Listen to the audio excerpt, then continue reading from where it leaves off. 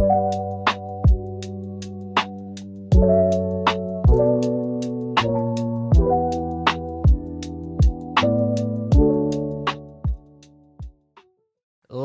and gentlemen, welcome to episode 81 of the Brighter Horizons podcast. Now, you guys know that when I'm introducing the show, that there's something very, very interesting going on. Now, this is what I have been alluding to over the past couple of episodes, but haven't been able to, talk about it openly. But, ladies and gentlemen, we have a very, very, very special guest here with us today. I'd like everyone to give a warm welcome to Saoirse Borden. Hey! Woo!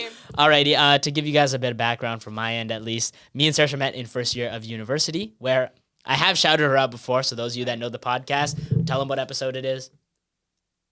53. Was it 53 or 58? Yo, Heike, it it was for sure 58. That's okay, there we go. Episode, 3 minutes. 3 minutes. 3 minutes. Yeah, everyone just sign up there. You go. Shout out Saoirse Borden. Exactly. No one else needs to know. That's what I'm talking about. So, yeah, she got her first shout out back then, a while back. But we met in first year uni, and we competed together for Ace SFU. As you can see, I don't know why you're not rocking the hoodie, but yeah, we've met since then and become really great friends. It was a very interesting, very rocky journey. So definitely gonna talk about that. But Saoirse, please give yourself an introduction to the people. Yeah, my name is Saoirse. I really became friends with Nithik around this time last year. We've known each other since September of 2024, though. And yeah, honestly, I've just watched every episode since I met him. And I'm just excited to finally be here, you guys. I'm in the studio. I can see behind the camera. It's like, this is magic. It's a very rare thing for a person to be able to see it. And also, yes, very dedicated fan here, and I've appreciated that and the support throughout. I mean, honestly, I just want to dive directly into it. Like, I want to dive directly into the, our kind of history. Okay. Because, I'll open up. The first time that we met, maybe 6 words were exchanged. Oh. Maybe what's your name? And that's about it. Yeah, and I'm going to be okay. I don't think I've even told you this. I actually didn't know what your name was. Damn. Damn. For, I want to say close to, 3 weeks. 3 weeks? Okay, no. Correct. I knew what your name was. But I don't know why, but I didn't know how to pronounce it based off what I saw, on the text. And, by the way, your name is, my name is spelled exactly how it's perfectly phonetic. Honestly, okay, I got to go on a rant here because, that makes me mad when people don't know how to pronounce my name because it's written as you say it. It's not that hard. It's literally perfectly phonetic. But anyway, proceed. Yeah, no, but it was, the first time we ever met, it was, we had to go right into a case, and Nithik had to pretty much introduce us both. He goes, "What's your name?" And I'm like, "Oh, Saoirse." And then, maybe 45 minutes later, we're sitting down in front of someone, and he goes, "And my name's Nithik, and this is Saoirse." And I'm sitting there, and I'm like, "Oh, I'm such a bad person. I actually don't know his name." Damn. And then, we were just too far in at that point. Okay, no, I knew your name, but, I didn't, know your name. Yeah. And it was just, we were just too far in at that point for me to pretty much retract and go, "Sorry, how do you pronounce your name again?" So I literally waited until someone else said it, and then I was, on it. Never. See, I think I was pretty blatant in just mispronouncing your name repeatedly because, I always did the intros for us. So, I was the one saying your name and, the amount of different ways to say it. It started with, I'm pretty sure you told me right. So I said Saoirse. And then someone else said Saoirse. So I was like, oh, Saoirse. And then it became Saoirse. And then I started hitting that one for a couple. And then I was like, how do you say this name? Because, wait, yours is not phonetic. No, that's true. That's true. That's it's a hard name to pronounce from looking at it. And low-key, I still can't spell it. We were at bowling the other day. I wrote some gibberish on that paper when giving it to the lady. I still don't know how to, write it out. But, no, it's, I don't know. I feel like that was a really interesting time. Because, we just couldn't speak to each other. Well, I only learned how to pronounce your last name properly at Nationals. You introduced yourself to the judges, and I was like, swear I've been saying it wrong this entire time. And I say your last name to you pretty often. I'm a full legal name person when I reference someone sometimes. This is true. And every single time I was saying your last name, and then all of a sudden you hit it at Nationals, and I'm sitting there in front of the judges, and I can just feel my face drop, and I'm like, that's not how I've ever said your last name before. And mind you, it's coming from the source. So now I'm like, oh shoot. I mean, I've corrected it since, but yeah, I apologize. No, like I meant low-key, I don't blame you for that. I think I have a pretty hard last name to pronounce. Like I think, it's like an even exchange. I can pronounce your first name, it's hard to pronounce. You can pronounce my last name. Like I feel like that's pretty chills. But like the fact it takes that long is kind of interesting. Like the way you can see somebody like every single week repeatedly and I literally do like work together where you need to say each other's names and not like get to that point is kind of crazy. Like I think I look back on like our first year and realize like it is just insane to me that we didn't become friends right away. Like it's like we're such great communicators, but we also suck at communication. yes, like it's so ironic. It is so ironic. Like to give a little bit more context, like we basically never spoke. And then we were competing together. So we are training together every week. Like we're doing research together, we're doing cases together, and like the way we communicated was sending like essay long texts to each other of like, hey, this is everything I think I did well. This is everything I need to improve. This is what you did well. This is what you need to improve. See you next week. And then we just shoot those back. There's no conversation, no talking at all. Like that, we streamlined communication that way. Like, the business majors would be so proud right now. Like that's just effective communication. But like, it was so weird that we weren't conversational. And then we went to Toronto where, I didn't have such a great time, so to speak. And that seems to be a consistent trend. Me and Toronto are not friends. Like, it just does not work for me in Toronto. So I try to keep my distance. But in Toronto, went through a tough time, and we sat down and we had one conversation. It was one very tearful conversation. And that sparked probably one of the greatest friendships I've had in uni. Right. What can I say? But, and friends to this day, and now national champions, right? Oh, yeah. So, oh, my God. Yeah. Life update, guy. Exactly. I mentioned it on the episode when we came back from Toronto, but this is the first time you're seeing two gold medalists in the room together. I'm just saying. Yeah, that's a bar. That's a bar. Absolutely. Oh, we should have had our wore the medals. Yeah, okay. I have mine upstairs, but yeah. Pause. No. But I think like I wanted to ask you, why do you think it was so hard for us to like be friends right away? I hate to chalk it up to the fact that, like, I'm a girl and you're a boy. But I think that was kind of it, if I'm going to be honest with you. And, like, it's so cliche, but I believe it was because we were one of, correct me if I'm wrong, about 3 partners in a group of, like, we were 34 people, and 6 people had co-ed teams, and we were one of them. And we were the only first years that were paired together, and we were the only first year boy-girls paired together.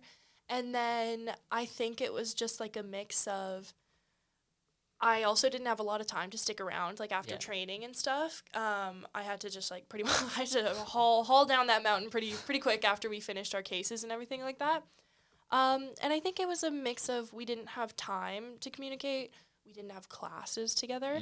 And then I think it just helped, like, it was one extra thing that our dynamic was so different from what we were seeing in other teams. Yeah. That we didn't know how to communicate amongst ourselves first because we didn't even see other people doing it. Right? Yeah.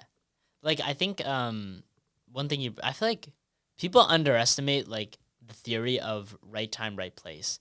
And I think we both avoided putting ourselves in the position to like be in like right place or right time, right place.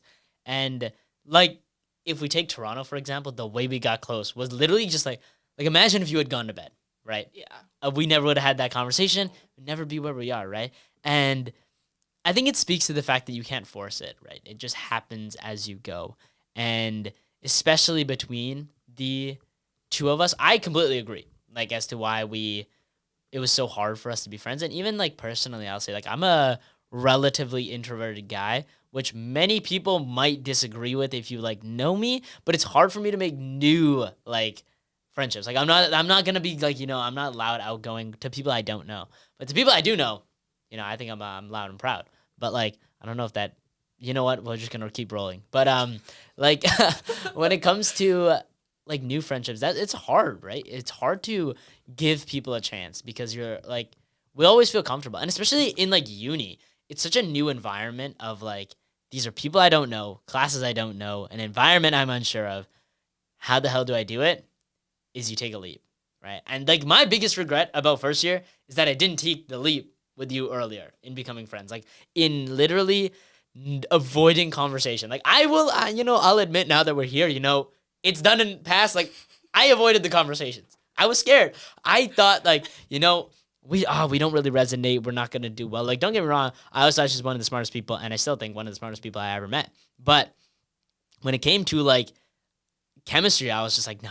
Like me and this person, I'm 4'2", she's 9'8", right? Like she's a girl, I'm a guy. Like, what are we talking about? We're both like quiet people. This didn't work out. Lo and behold, every single one of those stats turned out to basically not be true. In the sense of like our compatibility as friends, like we have like, it was like a judging a book by its cover, and that literally sold us short so much. Like, the regret of like what first year could have been, it's hard. It's tough, Yeah, that's very true. And I think for context here, we came 4th place last year at nationals. We missed out on placing by 1 point. AKA, we got 85 points. The people in 3rd got 86 points. Hearing that was probably one of the hardest conversations I think you and I have ever sat down and had. And we've had a lot of conversations. Yeah, we have a lot of conversations. But it was one of those things, too, where we were also in the moment of deciding if we wanted to come back. If you and I were going to be partners again, be law partners, and if we wanted to take on another year of ACE. And I think that was especially hard because we were so close yet so far. I think it would have been even like, I think we would have, just had to go, oh, whatever, it is what it is, if we had lost by like a huge margin. Yeah. But it was the 1 point. It was if we had just taken that leap, spoken 1 month sooner, 2 months sooner, who knows what kind of synergy we could have had at that judges table and presenting, but we'll never know. But I will stand on the fact that the conversation that we had, like this very lengthy conversation, that really is like the basis of our friendship. I think that's what kickstarted it all. It was the night before competition. Yeah. So, or it was whatever. We pretty much went to bed. The next day we wake up and we have to compete. And it was one of those things where if we didn't have that conversation, I know we would have done dramatically worse. Oh, yeah, absolutely Like, worse. Oh, God. No conversation about that whatsoever. But I think that just set us up for like such it was a longer journey, but I think it paid off that much more, right? Because now we have each other at the end of it and just as friends. But like, yeah, I'm gonna be so for real. Like, I for sure avoided the conversation with you like too. It's, I don't know. I guess like word to all of you out there is try to avoid regret. I feel like it's a very simple thing. Is like you don't know. I think we all make the assumption that we know how things are gonna play out. Like even I'll admit that after our 4th place, I was hesitant to come back because I was like, what if we do worse? Right? What if we try and we do worse? Or like, what if it doesn't work out?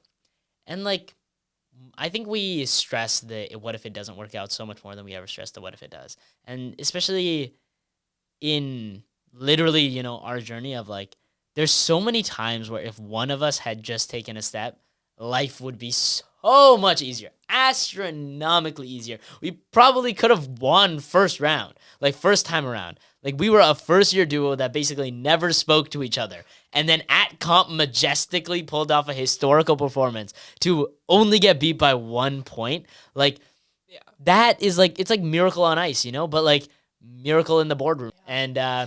And, we can like, I genuinely think that it was if we had just taken that leap earlier, life could have been so much easier, and that's the kind of things that you need to do is you need to make, those jumps, those steps, those leaps to take a chance on the people around you because you never know how things are going to play out. And I guess I wanted to ask you, like, if you could have changed our approach to how we became friends, like obviously, approaching each other earlier and stuff like that, but like, what would you have done differently? See, that's a loaded question because I can sit here and say, oh, I would have approached you sooner. I would have this. I would have that. But I also think that there's something so like authentic about how we became friends. That is the reason why we are still friends. It's because we had such this time apart where we didn't know anything about each other and blah blah blah, that it made us getting to know each other. It was like, okay, let me catch you up on a lifetime that you missed and these past 6 months that we've been working in tandem but totally parallel with one another, or perpendicular. Parallels like next to each other. Yeah, parallel. I think it was just like, it was a much more powerful connection that we had because it was kind of like we were magnets that everyone was pushing together, but yet we were coming apart. Like we were forcefully not trying to, connect with one another. And then when it was like all the pressure came off of it, it was like that's when we became friends. Absolutely. It was, you guys no longer have to work together. And we were like, yo, this person's like this actually kind of cool. Yeah. But I guess that's like another thing. It was like we were like forced into this partnership between us. It was no choice whatsoever. I wanted to do business law. You didn't want to do business law. And then all of a sudden we were placed with some random person. But if I were to do something different, I would for sure have just like sent you an Instagram reel earlier. Like modern day breaking the ice. Wow. Like, I would have just sent you a reel. Absolutely. I think the power of reels is underestimated in the sense, both the good and the bad. I'm not a fan of the doom scroll. I have been hitting it lately, but I think like it's good to note that like even the friendships that don't, I like the unconventional route. Like, I guess if things did go normally, like how a lot of friendships do, I wouldn't be able to like sit here and have this conversation about how things started, right? And everything, everything's better in hindsight. And I think when we're growing up, like personally with most of my friends, I could not tell you where I met them. Like I could not tell you how I met 95% of my friends. They just spawned in and we were like, you know what, you seem like a chill guy. But this is the type of friendship that like has a story behind it. And I think that's what makes it so much stronger is that, someday I get to talk about how, someday being today, that on some random day in January, I decided in tears to talk to this person who I had known for like 6 months, but was too afraid to talk to because I'm so antisocial. And they turn out to be, one of the most awesome people ever, right? So it is really interesting. Like, I feel like it's so interesting. And I think it's something that like everybody should take away is like, it's important to take a chance. It's important to take a leap. And like beyond just like friends, I think in everything, I feel like in today's day and age, I feel like we're encouraged to not. Like, I don't know about you, but like when I'm in uni, like, and doing like this career stuff, I feel like a lot of the times you get pushed to a safe option. And like, I want to ask you, like, do you feel like in your, development of a career, you push towards like a safe option, or you've been pushed towards a safe option? Yeah, I will say so. I think, I took a big leap, like, because you know this, but when I'm applying to university, I had no idea what I wanted to do. I really, really, really thought for the longest time I was going to become a doctor. And it was because I liked it. I kept up with doctor shows. I was like, is that the bar now? Is keeping up with doctor shows? Keeping up with doctor shows. I was like, oh, like this is for sure like a life that I feel like I could see myself living, or it's just like I always loved science growing up. And then applying to university, I was in chemistry and I was like, this is not at all something I want to touch ever again. And I was like, you know what? If this is where my chemistry knowledge ends for the rest of my life, I'm going to consider it a win. So I applied to literally everything under the sun. I applied to business as my first choice for everything because my dad, he studied business and he was like, oh, it's a good backup and blah, blah, blah. And I was like, you know what? Yeah, like I guess. And then I just applied randomly for everything else. Some places I did engineering. Some places I did nursing. I did education. And like ultimately, like I was just clicking. Really keeping the doors open. And then I met my first business class and I was like, oh, this stuff is just like logical to me. Like it makes sense. And then I met my first accounting class, and I was like, oh, I like this. Like numbers make sense. First person to ever take an accounting course and say that, by the way. But now that's cool. That is insane. It's okay. It's okay. It's okay. CPA. And I think from there, it's just kind of been natural. It's I know what I like, I know what I don't like, but business is the realm for me. And I want to go on from that and like do other stuff too, but like ultimately from undergrad right now, like I know business is definitely the place for me. At first though, like you said, like it was the safe option. It was my dad telling me like, oh, like worst case scenario, you'll transfer out back into science, like blah, blah, blah.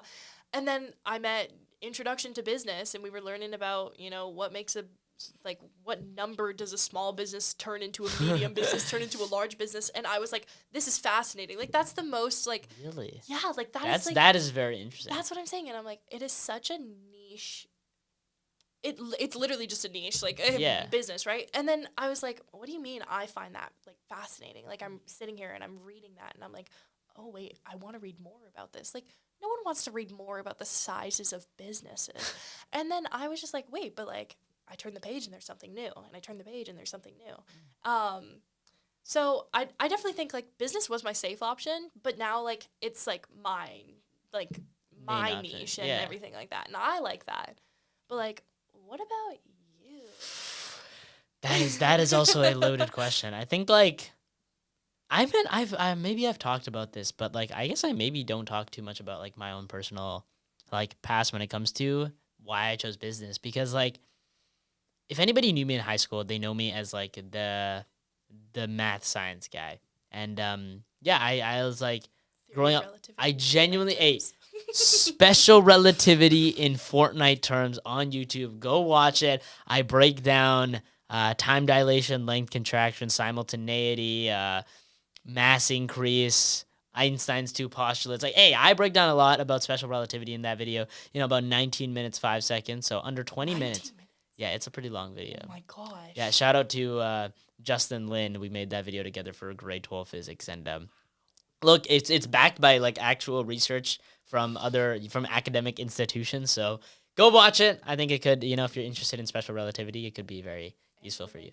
Yeah, like personally, I love theoretical physics, actually. I never really talk about, like, that too much. I love theoretical physics. I love, like, math and science so much.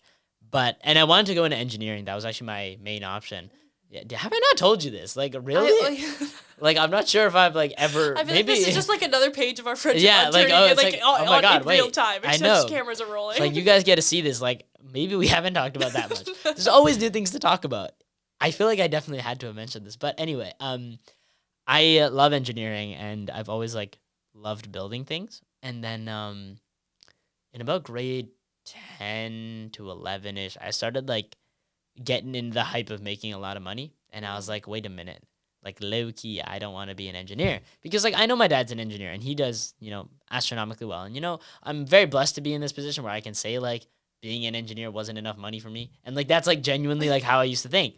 And then in grade 12, I started my own, like, custom clothing brand with 2 other friends, and we actually did pretty well, and like I really enjoyed it. Like literally I was busing to Vancouver at like 6 in the morning, like 5-6 in the morning, missing school to make clothing, and that was like the life for me. Like I genuinely enjoyed it. I loved it. And were we making a lot of money? No, because we were good people and we didn't overcharge people. There you go. But like genuinely, I was just having a great time with that, and I was like, yeah, this is definitely the path for me. So then I went into business, but like I personally am very vested in entrepreneurship, right? And I want to build something in robotics. So I get to apply my like engineering back. I did robotics as well, high school. Like that was like kind of my niche as well. So like even though I chose business, I still have the opportunity to pursue the engineering path too.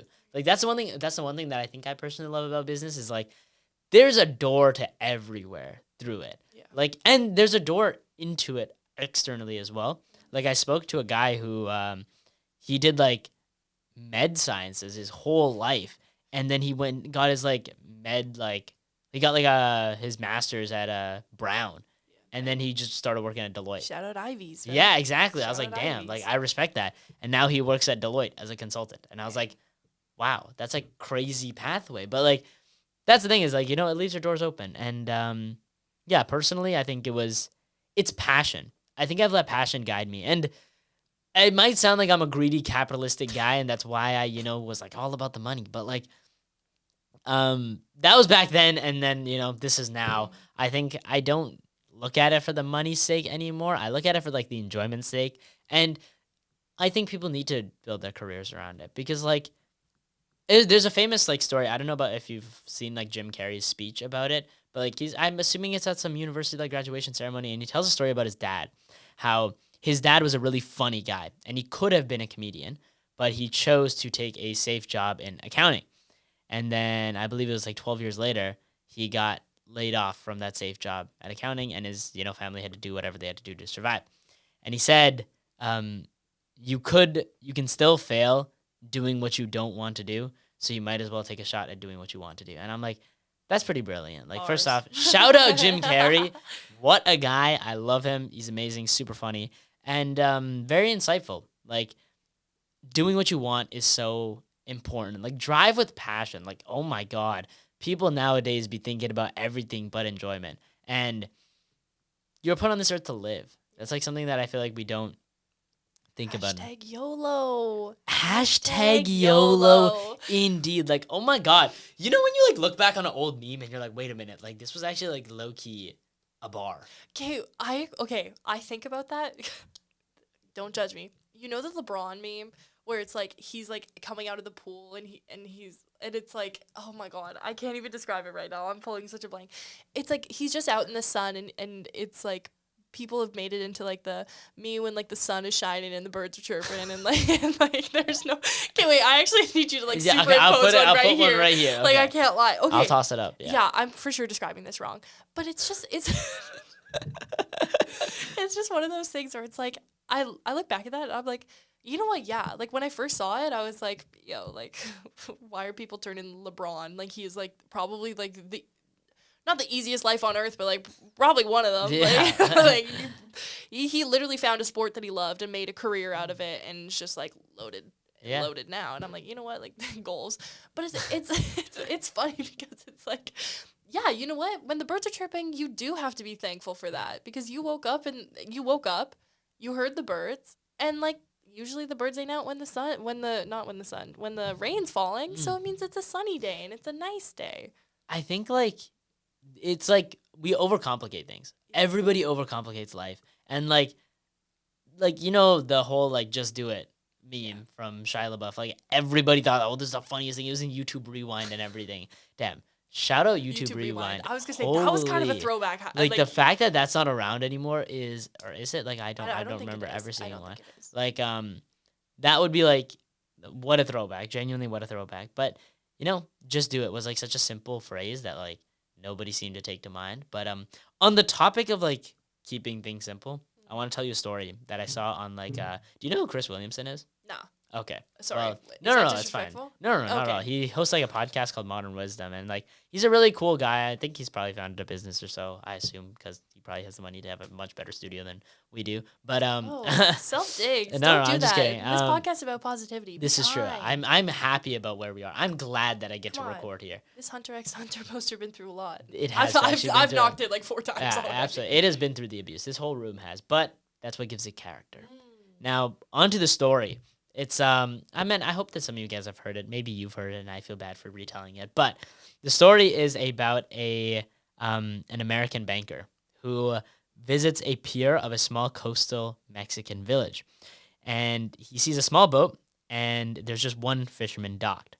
Inside the small boat, there were several large yellowfin tuna, and the American complimented the Mexican on the quality of his fish and asked him how long it took him to catch them.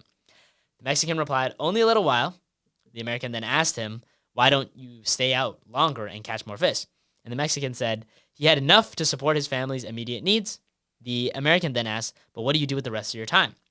The fisherman said, "I sleep late, fish a little, play with my children, take siestas with my wife Maria, stroll into the village each evening where I sip wine and play guitar with my amigos. I have a full and busy life."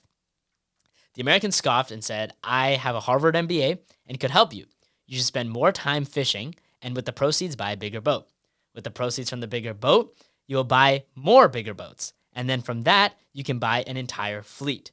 Instead of selling your catch to a middleman, you would sell directly to a processor, eventually opening your own cannery. You would control the product processing and distribution. You would need to leave the small coastal village you're in right now and move to Mexico City, then LA, and then eventually New York City, where you will run your enterprise. The fisherman then says, "But how long will all of this take?" The American replies, 15 to 20 years. He then asks, "But then what?" The American laughs and says, "That's the best part. When the time is right, you announce an IPO and sell your company stock to the public and become really rich. You would make millions." He says, "Millions? Then what?" The American then says, "Then you would retire, move to a small coastal village where you would sleep late, fish a little, play with your kids, take siestas in the evening with your wife, stroll to the village where you could sip wine and play your guitar with your amigos." And the Mexican laughed. I think like the moral is we take the long route to get to the same spot. And it's something that I've even found in my own life is we feel like we need to do everything just to end up exactly where we could have been from day one. And that story, I love that story so much because like I think in the West we're pushed more to the American side of thinking in that story. Like just disclaimer, no political opinions were being mentioned in that story. That's just the way it was written. I didn't choose the American and Mexican thing. Like, I'm not canceled. Please don't cancel me, guys. But especially in the West, like when you go to like university and stuff like that, everybody pushes you towards prestige. Like prestige is such a huge thing about like, oh, you need to go to the best university, you need to go to the best firm, you need to go to the best like high paying places. And it's like, but why? Like, I feel like most people don't ask themselves that question of like, why are you doing all the things that you're doing? And that's one of the like most fundamental questions that I always like to ask people is like, ask yourself why you do things, right? For you, like I'd ask you like, what's your why in your life? Like genuinely, why do you get up in the morning? I feel like that's a question I always hear people ask, but like I always wonder what everybody's different response is, right? So I want to ask you like, what's your why? Why do you get up in the morning, Saoirse? I get up in the morning because of my mom, if I'm Wow. honest. And of course, it's not just her. Like, there's other reasons too. But it's like, this past summer, I spent the summer in my mom's hometown. And let's just say life would have been a lot different if she had never moved to Canada, if she'd never taken that leap and just thought, you know what, life is probably better across an ocean and a land mass away. So, I do it a lot for my mom because she gave up so much of her life to come here. And, she goes, "Oh, but life is better over here," and stuff like that. But it's like, you know what? Like, she raised us, or she had to, navigate, like, getting married and having kids for the first time and blah, blah, blah. All, like, without an immediate family member nearby. And I think that just, like, it really puts into perspective exactly why I push myself to the point where I do, why I want to become more than, not that my mom isn't anything like grand or something like that. It's just like more than what she was. Yeah. Because if she came to this country with nothing and ended up where she was, like, what do you mean, like, me growing up here and blah, blah, blah, and I'm not going to amount to, like, to the point that she is now, right? Absolutely. So I only think that, like, the only place for me to reasonably go success-wise is, like, further than she did. And that's simply because I just had so much more off the get than she did. And, yeah, so it's just one of those things, and it's, like, my mom's from, like, a farm town. And it's like, it's not like a bad life or anything like that. I'm just like, wow, like, we live in like a big city, and I like, there's a great university literally in our backyard. Like, there's 2 great universities literally driving distance from where we live. And it's just, it put into perspective so much for me exactly how much, one, she gave up, and 2, like, how much of a privileged and, life that I just have to be grateful for. And of course, like, I wake up every day and, I just want to push myself to be better, and I want to give back to my community and just, like, overall be a better person. I think every day is an opportunity for you to be a better person, but I also think every day is an opportunity for you to reflect on where you once were and why you are where you are. And ultimately, like, my mom is why where I am. Like, Wow. okay, that definitely didn't. That No, was but, not like, grammatically correct. but the you- sentiment remains. The sentiment Yeah. remains. Like, I think Let's it's. Oh no, go ahead. Go ahead. Ooh. No, go ahead. What's your why? Another tough question. Another hardball. It's very interesting being the interviewer on the podcast. Like, you're not used to being asked questions. It's very Sorry. interesting. Am I not No, supposed I to love ask it. them? I know. Okay, I love it. okay. Like, I love it. I think I wish more people would ask like the interviewers questions. I feel like they have so much answers to give. But my why, I'd say, is making a difference. Like, maybe basic. Maybe it's a basic answer, but it's the reason I do this, right? The reason I upload an episode, try to, every week, even though, yeah, it doesn't kind For of. context, we were talking about this earlier. I met him when he produced episode 40 or published Yeah. episode 40. We're on episode 81, and it has been over a year and a half. I'm no mathematician, but There were a couple, as we said, there were some hiatuses. You know, sometimes you need to take a break to get the creative juices flowing, you know? I got to give you guys good content, not just content. Come on now. And the truth to be told, like, my why is that I always root it back to this quote that I heard, and it's, hold on, let me Come pull on, it. Let me think pull on it. Let it. me pull You're it. Let me good, pull you're it. Let me good. pull it. Hold on. It's helping one person might not change the world, but it might change the world for that one person. And the meaning is we underestimate our capabilities as people to do great things. And every morning I can wake up and put a smile on somebody's face means that I could have astronomically changed that person's life. It's like if I asked you if you woke up with Superman's powers, what would you do? Like, you would be a hero. Most people would be a hero, or you would use them, right? You would use that superpower.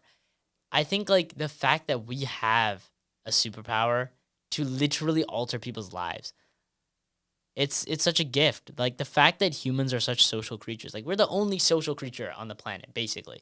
Like, no other creature has the ability to be as social as we are, and that's a superpower because you can literally change someone's life like that in one word. One action could, like, alter somebody's entire day and possibly their life. And, like, the ability to have that power and to have not used it for good is, like, underwhelming. Like, imagine if you were a superhero. Imagine if Spider-Man would just use his webs to, like, I don't know, like, do nothing. Pick up a water bottle. Yeah, out of the like, fridge or something like that. let me get a beer can out of the fridge. Like, are we serious? Like, Peter, you were destined for greater things. If Superman, the best thing he did was just fly to the supermarket, what are we talking about? Like, you have a God-given ability, right? Whether you believe in that or not, which is an entirely another can of worms. But, like, the point being that I have an ability to do things right, and so do all of you. So do you, right? Everybody has the opportunity to do something great, to make a genuine difference in people's lives. And for me, to not take that chance, it's like, it's not even like, oh, like, you have, like, it doesn't even feel like responsibility. Like, I don't have to do it, but I would love to, right? Like, imagine having a superpower and never using it. Like, that's like the saddest, like, tragedy ever, is being given a gift and not being able to use it. And I will tie it back, like, my parents came from a similar background of, like, literally nothing, and then moving here as immigrants with, like, maybe a couple $1,000s to their name and making such a beautiful life out of it. And I know I'm a very, privileged person to be able to sit here in this seat with this, studio and get to speak on these things. But I have seen what the other side of the coin looks like. When I visit back home, I see what life is like and how different it is. And, you have to be grateful for what you have, and also, like, using it as a sense of, like, direction, right? It's important that you can look back on where your parents came from and, like, their background and really derive where you should go from there. Like, I completely agree with you that, like, I feel like I have a duty to, like, go further than my parents. Yeah. It's like, you did all that. What do you mean I can't go a little bit further? I got to go the extra mile. Like, if they were able to go from there to where we are today, like, holy, where I should be going right now. Yeah, and, like, it's not, okay, I know it's not going to be an easy path, but it's one of those things where it's like, you can't tell me that if I don't push myself, I won't at least reach that level of success or more or greater. And I feel like it's also, like, my duty eventually. Because, like, I mean, parents are going to retire. We're going to have to take care of them. It's our obligation. And it's like, because my mom's very adamant. She's like, when I get old, like, don't put me in an old folks home. And I'm like, you know what? Okay, Mom. Like, I promise. But you know what? Like, that means I have to be successful enough to have the extra room to Yeah. house her. Absolutely. Right? So it's like I have the motivation for myself because, of course, like I want those things in life. Like I would love to buy a house and everything like that for like myself and my kids in this market. In this market, buying a house, wow. But Bold. it's also like I want to be able to give back to my mom and give her that autonomy that she's expressing now of saying like, you know, when I'm at that stage, I would like to not be in a home. Well, you know what? Yeah, I'm gonna listen to you. I've done it my whole life. I'll do it. I'll keep doing it.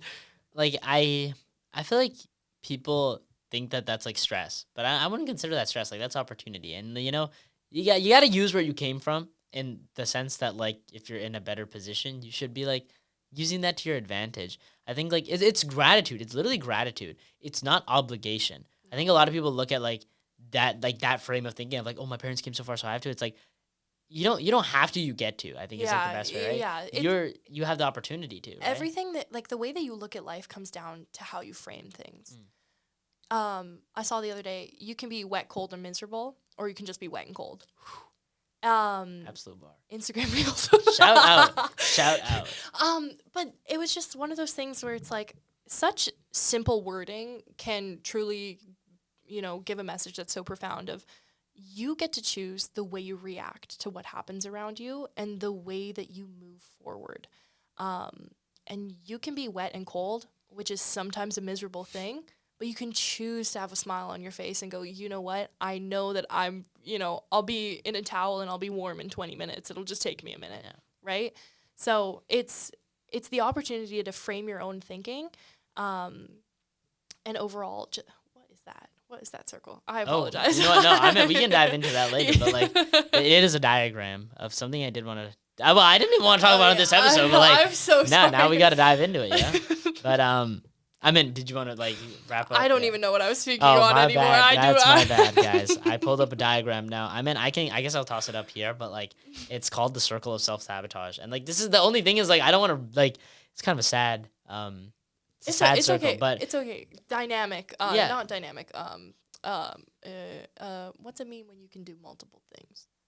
multitasking. No, I'm not multitasking. But like fluid, no. like dynamic. I think is the right okay, word. Like, okay. Apologies. but like actually, I guess I'll go over it because I mean maybe you've gone through this. I don't know if it's I think it's a typical thing if you're in like.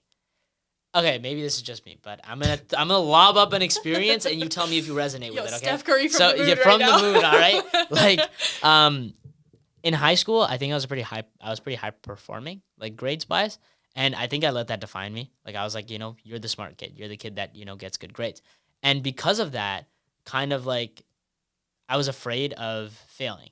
I was very afraid to fail. There were some times where if I wasn't like 1,000,000,000% sure that I had the right answer, I'd refuse to raise my hand in class because I didn't even want to run the risk of possibly being wrong. But that I think has seeped into my university life through specific ways. Like for example, walking through the circle of self-sabotage. So the way it works is it starts with there's two things. Either shout out mom indeed. Shout out mom. There's two places to start. Either it's just having a fear of failure or having perfectionist demands. And I like to start at perfectionist demands because I think when we grow up, a lot of the times we build like a notion that we need to be perfect. And that leads us to being afraid to fail. Because if we do, we fall short of that perfectionist image.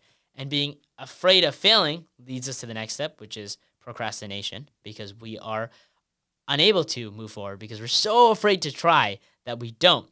And because we procrastinate, we then lead into self-criticism because we're not getting the things done that need to be done. Following that is anxiety and depression because when things don't happen and you start to look at yourself in that way, like, and you speak badly of yourself, that's, I think, the leading cause of anxiety and depression is internal issues. Like, at the end of the day, externalities will cause you a lot of damage, but who you are internally really, like, hits at home on those, like, big issues. That feeds into a loss of confidence because when you lose self-image and you don't know who you are anymore, you're kind of like, you're stuck. Like, and that's like something that I guess I struggled with is like, especially coming into university, like I kind of like lost it. I got lost in the sauce for a minute, you know? I didn't make it to I didn't get into one place where I wanted to go or where I thought I could get into. So that was very interesting. I mean, in hindsight, I'm more than glad that I'm at where I am. And then the final step of the cycle is a greater fear of failure. God. And then it just leads back into perfectionist demands. So that was kind of like, first off, that's the graph explained. And Okay. that's something that I think I went through. But like, I did want to hear like what your thoughts were on it. Yeah. I think at the end of the day, every kind of area that at least I've had success in is because of a jump, a risk, or any kind of way that you want to frame taking one on and just, going for it because it was something that you wanted. And I know that this is kind of the same with you too. I've seen it firsthand. But it's one of those things where fear is paralyzing, and not being able to complete like the simple tasks or anything like that. Like I'm doing it right now. Like I have exams and I have, assignments to do, and I'm just so avoiding doing them because if I study for this exam super, super hard and I don't get the grade that I want, oh, what do you mean? I put so much time and effort into this and it didn't pay out. But it's one of those things where it's like, okay, I only spent 2 days studying for this exam. I have to be happy with whatever mark I get out of it. Even if I fail, I can blame it on not studying. If I do well, I can go, you know what? Maybe I didn't even need to study those days anyway. And that's a cycle I find myself falling into pretty often. But I get what you mean. It's like the worst thing you can do is doubt yourself, yet the single most individual that will have, or the person that will have the greatest amount of doubt in you is yourself. Yeah. Because it's either strangers walking by you who do not care about what you are doing with your life, like, you're just a small little tidbit in their story, or it's your friends and your family who are your cheerleaders, and they're, they believe you can do anything. But when it comes to yourself, you'll always be your biggest critique. You'll always sit there and say that you can't do it. And like everyone experiences that, like, it's just one of those things. But yeah, I think it's at the end of the day, it's like you have to force yourself to take those leaps because you need to know in your brain that what's happening in your heart and in your stomach, giving you butterflies and things like that, it's all just fantasy. And now you can jump and you can fall, Yeah, know? absolutely. But if you never took that leap, you would never know if you could fly or whatever. Insert inspirational quote right here. No, like you know what? I will insert inspirational quote here, and it's actually one of my favorite sayings. Like, is trying doesn't guarantee success, but not trying guarantees failure. And you just got to take a leap, guys. Take a leap of faith. Kobe Bryant. Yeah. Or no, Wayne Gretzky. You miss 100% of the shots you don't take. Wow. I mean, yeah. Like it's so like, you know what I find is funny is like people don't understand cliches enough. Like things are cliche because they're true. Yeah. Like it's because they're so oversaid, and it's such a diverse and well-experienced experience. Yeah. Like, but that's a good thing. Like, and I wish people internalize more that like these things are meant to be like, they're meant to be corny, guys. Be a little corny. It's not that deep. Like, enjoy life. But ladies and gentlemen, this is going to be kind of odd because you aren't used to me being the one who takes us to this segment. But ladies and gentlemen, it is time for our weekly woohoo. Woohoo!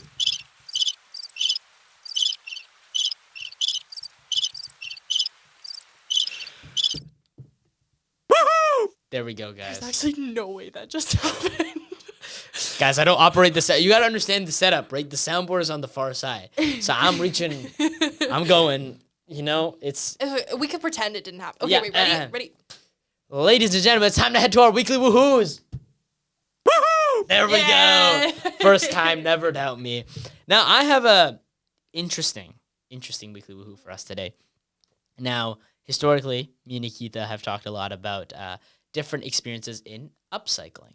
So today I'd like to take you to the Bay Area. San Fran. Yes, where car break-ins have become a big issue, or they have been an issue for the longest time. Now, they have gone down recently, but not completely out. And for each one of these surprises, an artisan named Sydney Jones creates some beauty. So, what Sydney Jones does is she takes glass from people's broken car windows and turns it into jewelry for them. And she does this all out of her own, using a kitchen top kiln. And she does this by herself completely. And this is two things. One is it gives people somewhat it's a hard time. Imagine someone breaking your car. That's a horrible experience. But it gives almost a tiny tad bit of joy out of the fire of things that go wrong. But the secondary hand is she actually helps divert glass that ends up in landfills, right? Because all that glass goes to a landfill, and the glass is terrible for landfills because it just tears through material, like shards of glass. And she is turning something bad into something good, which I think is something very inspirational. And it's very simple story. It's not something crazy out there, someone just turning glass into jewelry. But it kind of goes to show that the little things really do matter. The little things truly make a difference. And if you really want to, go out there and make a difference, it's not all too difficult. Instead, you just need to be real, do what you love. I'm sure that Sydney didn't get into this to stop she just wanted to make jewelry, right? And it turns out that she can help a lot of people doing that. So the moral of the story here is just be real, be honest, and be kind, because out of every bad thing can come something good. Now, actually, I will ask, do you have any opinions on the story? No, but I do think that we need, as human beings and as people with emotions, we need to start looking for and finding the joy in the darkness, the bright, the light at the end of the tunnel, because you can sit there in despair and be like, oh, my car just got broken into, and, that is unfortunate, but glass is replaceable, items are replaceable. You just have to be grateful that you're still here, because at the end of the day, that's probably individuals are the only thing in the world that aren't replaceable. Absolutely, and, you got to search for the brighter horizon. All right. Well, ladies and gentlemen, that nearly brings us to the end of the show. But before you guys go, you already know what time it is. It is time for Quote of the Week. Hit 'em. Quote of the week. Yes. Yes. Oh my God, I didn't think you'd get it. That's amazing. Okay, well, avid watcher, guys. I promise. Avid watcher, indeed. That's amazing. Oh my God. Well, I am going to be hitting you guys with the first quote of the week here. Okay. I meant if you want to double up here, but okay. The quote I have for you today is, "Be a good person, but don't waste too much energy trying to prove it." And that was said by, this is why I asked you if you knew Pokemon, from Farfetch'd. It's a Pokemon, and it was in a game, and you just see this dialogue box of Farfetch saying, "Be a good person, but don't waste too much energy trying to prove it." And I was first off, holy Pokemon goated. Yeah. I didn't know we were putting up bars like that. Oh, Amazing. But the moral to me is, I think that being a good person is not about everybody else knowing. It's just about doing. And the more time you spend, it's what's it called? Virtue signaling. Something you see very often in today's day and age is people doing things for recognition. But I think the greatest jobs are pretty thankless.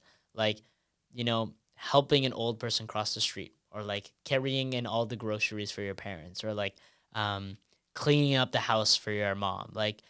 Those are the kinds of things that are really, that's what really shows that you're kind. And it's what nobody else really sees. It's who really are you behind closed doors? That's the question you need to ask. And be okay with doing the thankless job, because that's what shows true character. And that's what really makes a difference in people's lives, because I feel like it's pretty easy nowadays to see that somebody's just doing something for, likes, for attention. You see people giving away $10,000 to a homeless person, which is awesome, and then they record it and put it online, and it's yeah.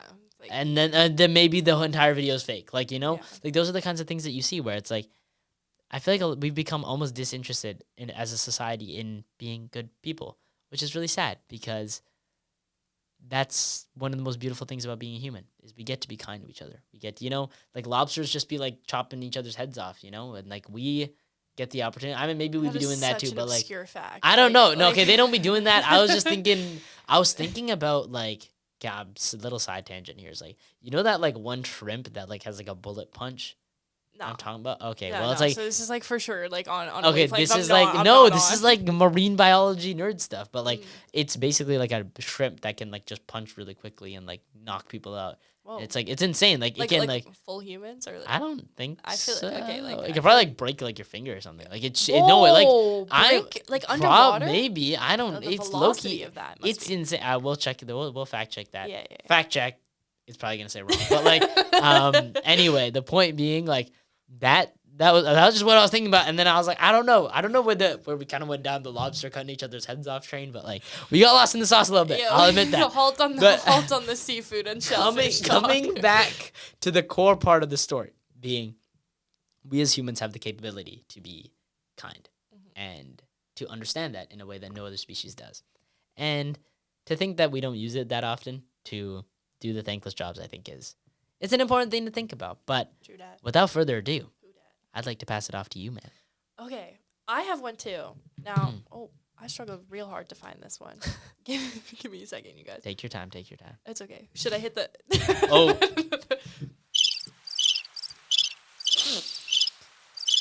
Wow.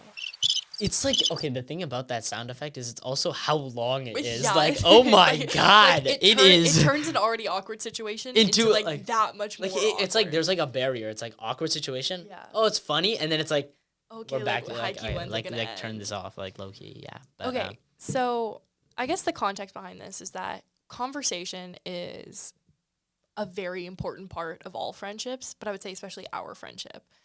When you and I first started talking to one another, it was literally just like that conversation on a kitchen island, it was like middle of the night, and we were just yapping about anything and everything. But then also it's like every time that I see you, because we don't have like classes together or anything like that at school, it's just talking and yipping and yapping to one another.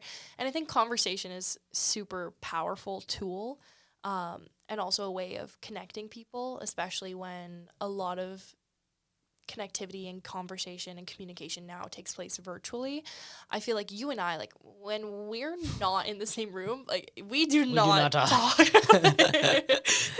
We're probably the world's worst texters, and also like our phones are doing this thing right now that's not letting us text each other. It's really odd. It's odd. Anywho, so this is from Theodore Zeld. Don't know who this man is, but shout out Theodore Zeld. It says, the kind of conversation I like is the one in which you are prepared to emerge a slightly different person. And we have been sitting here for almost an hour now. Now, I haven't undergone like a crazy transformation, but I will say, like, I think out of this, we are a little bit different people. And it's slight, and hopefully it's for the better. Strong, hopefully. Okay, pipe down. Pipe down over there. But yeah, it's just one of those things where conversation is truly something so great and so powerful, and not enough people realize that and take advantage of how much good and how much positivity or just connection can come out of a simple sitting down, no phones, no background noise, and just talk. See where it takes you and have a little fun with it. Indeed. Honestly, I think that's a beautiful quote. Like, to tie like one more thing onto there is, like when you get into like in today's day and age, everyone's so argumentative. Like they just want to be right. But I feel like if we're more open to the opportunity that maybe you don't need to be the exact same person. Like I think we're very similar on things, but I think we're also very different on things. And I think that's what makes our like friendship so awesome, is that we awesome. Word for word, awesome. Awesome, guys. I don't think I've heard that word used for a solid couple years. Really? I can't tell you last time I've ever heard the word awesome. It's awesome. like that's awesome. But Whoa, wait. Is awesome like, cause it's awesome? Like it's no like how do I explain this? Wait. Guys, I might be stupid. We but like, actually no, like so, like, okay, like I'm gonna put like it's awesome, right? But it's Mm. like awe yeah. and then some because like you're in awe Awe of some. of something. Mm. Am I reaching or like it's like no? You know what I mean? Someone search up the linguistics of that. Like where did awesome linguistic check. linguistics check right now, bro? Where did awesome come from? Because like I've been saying the word repeatedly now, and I think it's like weird. You know? That happens You know, like, to me what- all yeah. the time. Like I say a word and I'm like, oh, That's not a word, That's eh? odd. Yeah. That's odd. But it's awesome. That's awesome. It's awesome. That's not odd. That's awesome. That's awesome. That's awesome. This is so weird now. Okay. Oh, my God. like, Anyway, okay, at it. Like, the wrap point up. being like a lot of the time I think people have like diametrically opposing, especially in like politics and whatever, is like people argue on the internet. But like if you're open to listening to the other side, you might find they have some pretty good ideas. Now, before we close out, I'd like to give you a moment to speak to the viewers, speak to me, speak to anybody, and Eye contact. oh wow, Sorry. give your own outro. Like what do you want people to remember you on this episode for? And you know, like just give, you have freedom, say Okay. whatever you want. I believe heavily in hashtag YOLO. We said that earlier today, but I think people who know me know that I use that a lot. And it has to be with like the prefix of hashtag because it's just that much more meaningful. But it's literally what it is it comes down to the point where opportunities come at you and none of them are necessarily handed to you on a silver platter, but you only live once. Make it count, make it worthwhile, and take the opportunities that are in front of you and available to you. Because when are you ever going to be able to, take 3 months off work and go travel the world? Or when are you going to have the opportunity to go study abroad or anything like that? And when are you ever going to have the opportunity to fully focus in and study on a topic that engages you fully and completely? And that's what life is about. Like, you just have to really consider the fact that you only live once. Is this something that you're doing in this instantaneous moment worth your time when it is ever fleeting and it is eventually going to come to an end? Like, is this worth your time? And I think that's something, the doom scroll, like, is that ultimately worth your time? Like, do you want to look back on your youth and realize that you spent more time inside, scrolling on your phone, having these parasocial relationships with, like, random people online? Or do you want to know that you made the most out of it? You did what you loved, you hung out with the people that you enjoyed the company of, and, like, it's just one little thing, YOLO. But it means so much more. So, hashtag YOLO, guys. That's it. Absolutely. Hashtag YOLO. Honestly, could not have put that better. Boom. And with that, thank you guys so much for sticking around to the very end of episode 81 of the Brighter Horizons podcast. Special thank you to you, Saoirse, for coming all the way out here to actually record this episode. We always truly appreciate a guest coming out here because I'm sure that these guys get tired of listening to me and Geetha go back and forth over and over. So, yeah, Studio I'm high sure that key in you the middle do. of nowhere. You No, know? I'm kidding. Yeah, I know it was a bit of a trek to get out here, uphill both ways. Yeah. I actually walked. Oh, yeah. 20 hours, by the way, to get all the way here. Yeah. So, But, yeah. Truth be told, y'all, we appreciate the support, and we hopefully will continue to come at you with great content. Now, again, if you enjoy the guest episodes, please make sure to, give some comments on what you think about what Saoirse's brought to the show today. And truthfully, internalize the importance of taking a leap. It's important to understand that you may think that you know everything, but you don't. Nobody does. And to think so is so arrogant. You never know how things are going to play out, so you might as well take a chance on what you love. Be open to the friendships that are going to open doors. Be vulnerable about the things that are true to you around the people that you care about, because that's how you forge the greatest friendships. Be a good person to those around you. Be honest and use your kindness as its superpower. But above all else, make sure you live a positive life, y'all. Peace out.